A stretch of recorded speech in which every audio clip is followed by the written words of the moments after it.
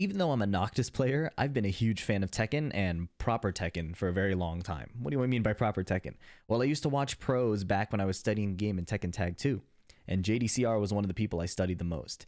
His approach to whiff punishment, his electric placement, and just his movement in general really inspired the way I like to approach Noctis, and Tekken in general. Jdcr was in the United States for the EVO showcase this past week, and he started playing some online matches with people. I managed to sneak into the lobby, and it was really exciting to get to play against one of my heroes. So he was playing Bryan against most of the players. Unfortunately, no Dragunov or Heihachi. But before we get into the matches, I just want to talk about what Noctis versus Bryan kind of looks like. What can you expect in this kind of matchup? So Noctis, really, really strong character, DLC edition. He can contest Bryan's range. He gets huge rewards off his whiff punishes. His poking is better. Up forward 1 and back 2 are ridiculous, and with his DLC movement, he can get around a lot of Bryan's pokes. But Bryan isn't exactly helpless in this matchup either, okay? What Bryan can do, he has more nukes. He has 3+4 and back 1. He has more frame advantage mix-ups. If you're just blocking, he can back 1 you. He can hatchet kick you and play the frame advantage. So Bryan has these harder hitting moves and harder hitting counter hits. Noctis gets more control, insane whiff punishment reward, insane counter hit reward, but he's not going to enforce any mix-ups on Bryan necessarily. It's going to be a lot of moving around and trying to get him to make a mistake, which I was inspired to do by Jdcr. Let's check out the matches. The quick first to 2, we roll infinite. Jdcr is playing some down 4 and jab. Now, because again, Noctis' poking is so much stronger, this is just what Bryan has to do. Huge whiff on the hatchet kick. We've been playing these tip range pokes, and Noctis, again, more of a movement-based character than a mix-up-based character. Jdcr plays 2 forward dashes into the hatchet kick. Not going to whiff again. A hard duck there, maybe looking for an up forward 1. These hard ducks could either be down back 3 reads or up forward 1 reads. But if you look at what I start to do here, from my experience playing Arslan and Knee recently, I'm going to put videos up on that soon, I do a forward dash and delay, and then do my down back 3. Right? This is because Korean players and Pakistani players and a lot of the advanced players, what they like to do is react to your forward dash timing and put in a little fuzzy duck. Running 2, and you see that not a lot of stuff happening. I place another down back 3 and they're all hitting just because I'm really trying to get around that fuzzy low parry timing. Messes up his combo. He's not a Bryan main, but you know, first round is really close. Rage drive, frame advantage. I step the wrong way. I go for a sidestep 2 to challenge, and then 1-4 beats me. Jdcr is really good at kind of like anticipating if you're going to go for retaliation that's too slow, and he'll play it really frame tight with the 1-4. Not a conventional Bryan thing I've seen, but you know, non-mains bring new things to the table a lot. Up forward 1 hits. This is a really important thing. You remember how I've been backdashing and getting those whiffs? Here I do forward 1+2, down forward 1. Then, because Jdcr doesn't want to whiff, he's going to play a forward dash. That forward dash slows down his down forward 1 and gives me the up forward 1 timing. This is why backdashing is so important. It's not just the whiff threat itself. It's what they do to counter the whiff threat that enables you to find counter hits and keep out timings. Here I'm playing Noctis' overwhelming poke pressure, but back 2 gives up my turn. Look at that little sidestep right. You see this here? The smallest sidestep right after hatchet kick, and Noctis can evade Bryan's down forward 2. That's the DLC movement in play. I don't know what my video player is doing there. Down for 1, down for 1. I'm keeping it simple. I don't need to go low and risk a low parry. I just need to find a mid on a timing or a jab. And there we go. We find his rage drive timing. Jdcr is really good, man. This is like really intense. Raw up forward 1. Sometimes you just gotta do it. I decide to play the forward 4 timing. I predict his side roll here, and roll shield beats that. I do a little spear gimmick, but I didn't believe in my whiff punish. I thought he wouldn't, you know, bite. So I didn't rip the down forward 2. Blocks the 3rd down 2, not respecting the extension. American get up kick. Round 4. Fight. Hatchet kick counter hits. Jdcr is placing these dash jabs. Back 1 from range. And then the down back 3s and the down 4s from Bryan are really important. Because if I just stand block all day, I don't really have to be afraid of getting counter hit. So he puts those lows out to try and tax my HP and get me to do something. It's similar logic to how Noctis uses down back 3 and down 2. It's not to create a mix-up. It's to stop the opponent from just doing nothing. Big block, no punish. He sidesteps my jab. That's a little scary because if he's really sharp on that, he can jet upper me. But it's more of his default advanced Korean pro movement that is just kicking in there. And I'm not answering it, so no reason to stop. Rage drive is blocked. He's trying his 1-4 again to kill me, and look at that. Right after the first 1-4, I do a backdash, and then I try and like throw out a keep out move, right? So he just does his hitbox right away. Snipe me out of that. Very unconventional, but you know, a lot of these players are really good at playing the numbers and using it to understand your behavior. So even if they do something that doesn't seem like logically what you should do, like, you know, you could duck that. It's a read based on previous safe behavior. Here's interesting again. He's playing these hard ducks because I've been doing so much down back 3 and down 2. So now the back 2s are starting to hit.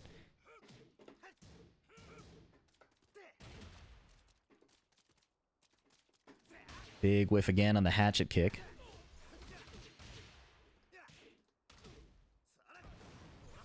Man, I'm so locked in. Down back 1+2 because the side roll got hit last time, right? Big ducks on my jabs. That's horrifying.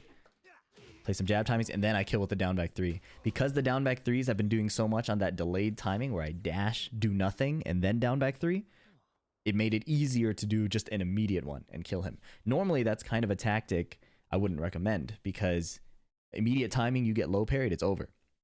But I had a strong read that he was looking more for my down back 3s in neutral, running up, delaying, and then doing it. So I felt like it was the time to just rip it. And again, as you can see in the notes, it's a first to 2. And there it is, first to 2. So sometimes in first to 2s, you just have to make your reads, especially in tournament settings.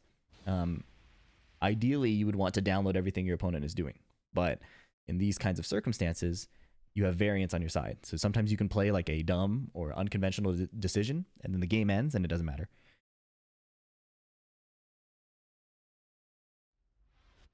This next game is incredible. Jdcr makes an insane adjustment. I want to point it out here. Plays a delayed hatchet kick timing that counter hits me. There was a taunt, doesn't go for anything, obviously out of range. I try to punch parry the next down forward 1, nothing happens. He's still playing hard ducks, going under my jabs, would go under up forward 1. Speeds up his poking a little bit. This time I get him with a pushback trap. Mess up my combo. Incredible. Messing up a Noctis combo. Down 2 catches his timing. Beautiful. Beautiful. Look at this again. Look at this again, okay? Down 2, 0. Jab, I managed to get a duck. I play jab, so +1. On the +1, he sidewalks right. Right? He can't really contest with his own pokes, so he plays movement instead. Oh my god. Okay, so if I pause too much, my player freaks out. There we go. Safe combo. Very nice. Back 1. Frame advantage. Down back 3. Play some full crouch mix. It's going to be hard to come back here. Again, Noctis, not a lot of not a lot of plus frames to create an advantage. Demo Man hits him raw. Generic down 4. Noctis doesn't have one of those. So in the up close poking, he can often be outsped by these faster generic tools. Down jab, generic down 4. Good kill. Jdcr probably picked up on the fact that I'm not really low parrying any of his lows. So he doesn't really have to sweat it that much. Down 3 again on a few different timings. Don't want to get low parried. Oh, but look at that. I play the down back 3 hits and we both assume we're in neutral, right? Or sorry, back 2 on block. Back 2 is block. Or forward for 1+2. And then because he does nothing for a split second, I'm convinced that we can just keep playing again. So he just waited a bit and then did the back 1. That's the advantage, I think, in this game of just doing nothing. And in Tekken in general, if you're always doing something, you can give away what your intention is.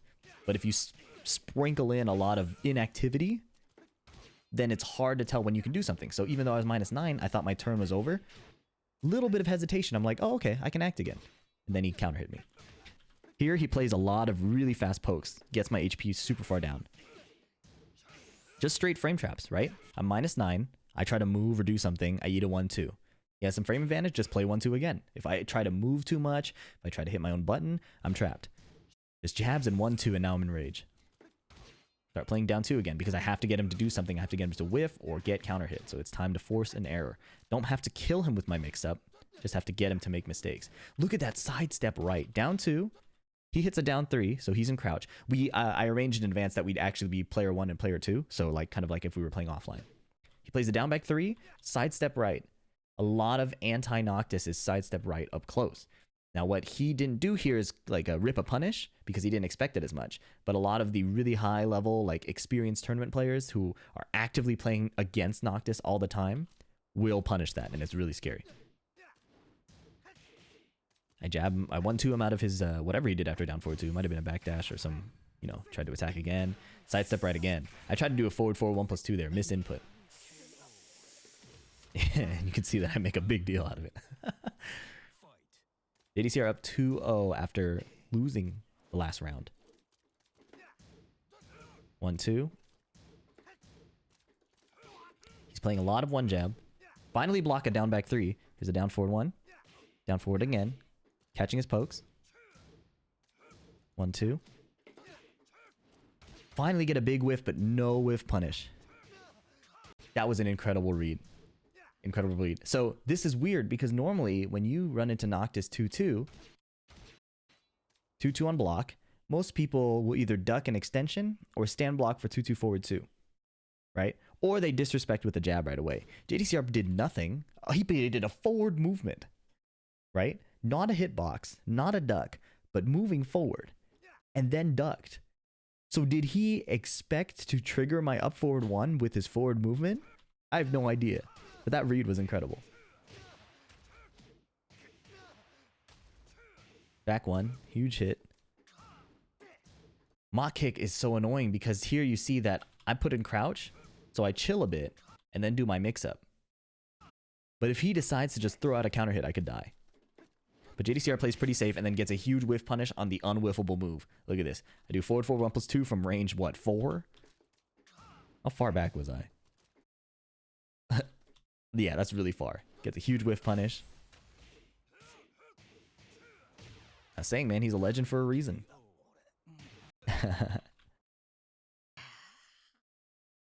Try to lock back in. Final game.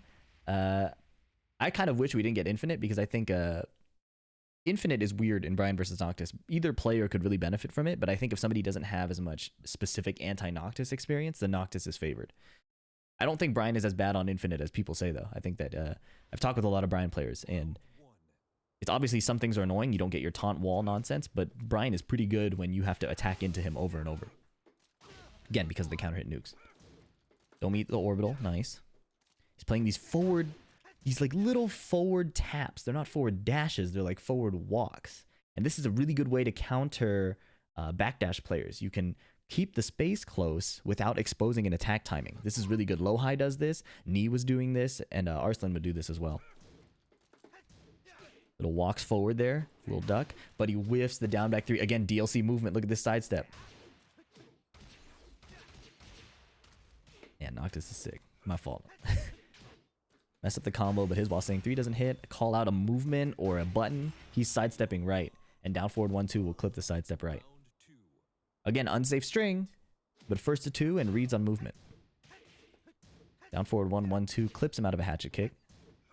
He's just forward walking and back walking, and then this was cool. He's doing a lot of these small movements, but then he throws the hatchet kick off of what? Off of his while standing 3 hit, and Noctis can still sidestep it to the left. I'm double checking the frames on Bryan while standing 3 right now. More sidestep movement. Okay, so Bryan while standing 3, this was +4 on hit. Sorry to go back, but check this out. So this is +4. Noctis can still sidewalk right after +4 against the hatchet kick. Try to go for some side combo. It's definitely not optimal. Again, eat a 1-2.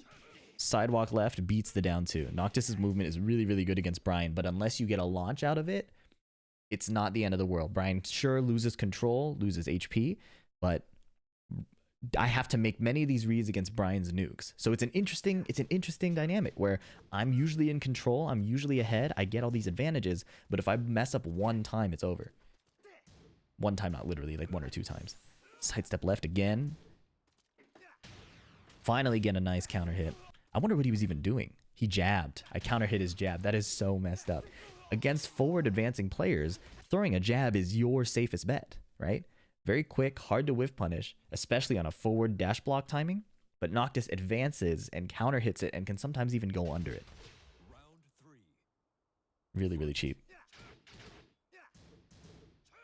Here's another advantage of not going for a dash block. Look at JDCR's movement here. I do down back 1, 1+2.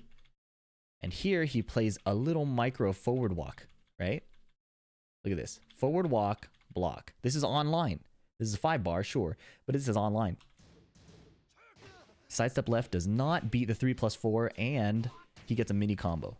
So Bryan can answer sidewalk left. It's just he has to make the read against my movement option. Start playing some 2-2 because he's been playing sidestep right?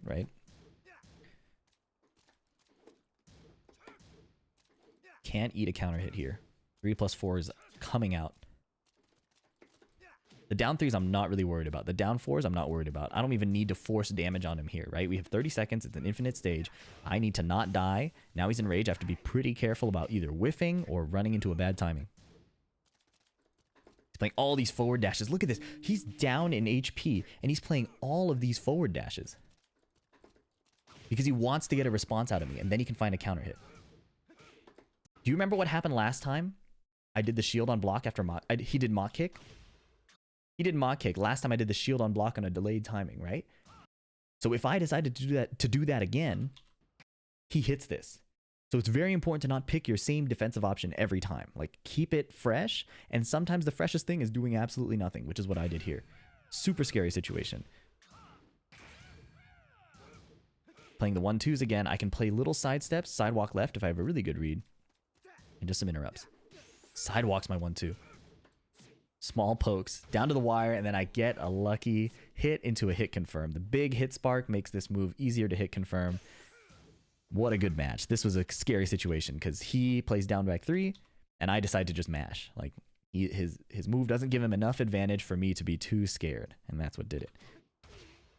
Yep, it was huge GGs to JDCR. He's had a long trip. Long time playing online is obviously different. This is the thumbnail I'm making for this video. I make them in Google Slides, believe it or not. But thanks for checking this out. If you got questions about the match, hit me up in the comments. Drop a like if you thought this was interesting. I'll catch you in the next video. Peace.